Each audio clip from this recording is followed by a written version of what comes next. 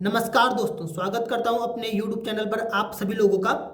तो जो आज की वीडियो हमारी है वो है कि सीबीएसई बोर्ड के एग्ज़ाम होने चाहिए या नहीं होने चाहिए, या जितनी भी उनकी लेटेस्ट अपडेट है उन सबको लेकर। तो सबसे पहले बात करते हैं लेटेस्ट अपडेट की।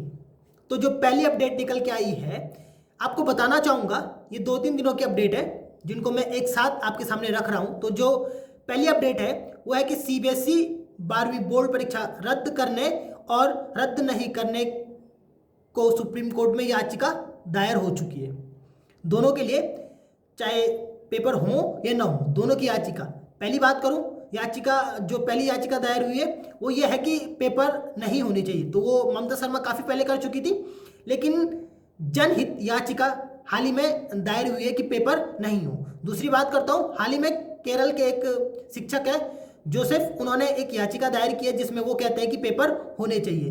तो हो या ना हो, दोनों के लिए याचिका दर्ज हो चुकी है। अब देखते हैं कि सुप्रीम कोर्ट इस पर क्या डिसीजन लेता है। अगली जो न्यूज है वो है कि जैसे जैसे समय बीत रहा है, सीबीएसई 12वीं बोर्ड परीक्षा के छात्रों की मुश्किलें बढ़ती जा रही है। अब वो मुश्किलें क्यों बढ़ रही है कि ताजा हाल क्या है, कोरोना वायरस संक्रमण के घटते मामले। जो ताजा हाल है अभी, वो वायरस से जो संक्रमण हुआ था उसके जो मामले वो अब घटते हुए जा रहे हैं। तो हो सकता है कि आप सीबीएसई के जो जितने भी छात्र छात्रा हैं 12वीं के बोर्ड के, उनकी मुश्किलें बढ़ जाएं, क्योंकि पेपर होने की संभावनाएं फिर बढ़ जाएंगी। अगली बात करते हैं कि केंद्रीय शिक्षा मंत्री ने परीक्षा लेने के लिए राज्य राज्य से मांगे थे सुझाव। ठीक है, तो उन्होंने जो सुझाव मांगे थे उसमें अभी तक सुझाव तो उन्होंने बताया नहीं कि क्या सुझाव मांगे दिए गए हैं।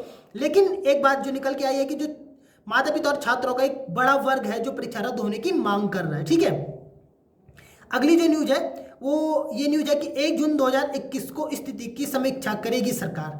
तो ये न्यूज है कि 1 जून को जब देखेगी कोरोना वायरस की क्या स्थिति है, महामारी की क्या स्थिति है, तो उसकी समीक्षा करते हुए वो देखेगी कि पेपर कब होंगे और कैसे होंगे। ठीक है, आपको एक चीज़ और बता दूं कि पेपर होंगे तो वो 15 दिन पहले छात्र छात्रों और स्कूलों में नोटिस जारी कर देंगे। ठीक है, छात्र छात्रों को बता देंगे और स्कूलों में नोटिस जारी हो जाएंगे 15 दिन पहले। ठीक है, फिर अगली बात, आप देख रहे होंगे कि यूट्यूब हो, चाहे आपका कोई भी सोशल मीडिया प्लेटफॉर्म हो, सब जगह काफ़ी जगह ये न्यूज़ चल रही है कि परीक्षा रद्द हो चुकी है।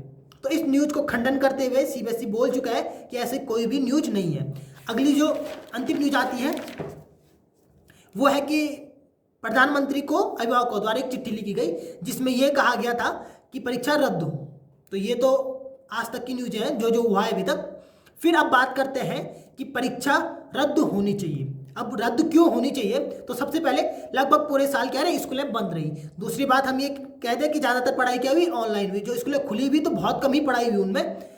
तीसरी बात, परीक्षा अंतिम समय में स्थगित हुई जिसके छात्र छात्राओं की तैयारी पर असर पड़ा।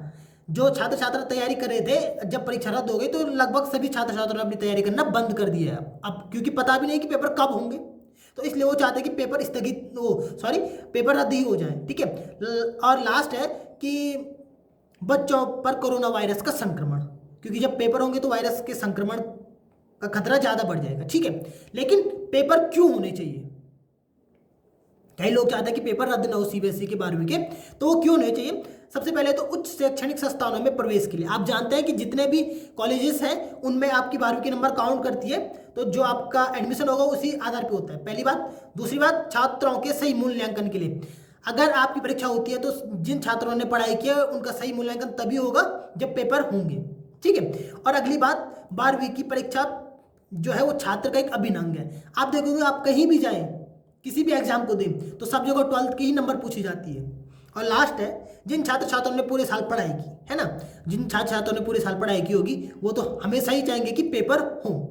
तो मैंने आपके सामने दोनों चीज़ें रख दी कि पेपर रद्द होने चाहिए क्यों और नहीं होने चाहिए क्यों। तो आपसे अनुरोध है कि आप कमेंट बॉक्स में कमेंट कीजिए कि पेपर रद्द होने चाहिए या नहीं। तो अगर आपको वीडियो अच्छे लगे तो आप लाइक कीजिए, सब्सक्राइब कीजिए और वीडियो को शेयर कीजिए। अगर कोई भी नई अपडेट निकल के आती है तो मैं आपके सामने रखूंगा।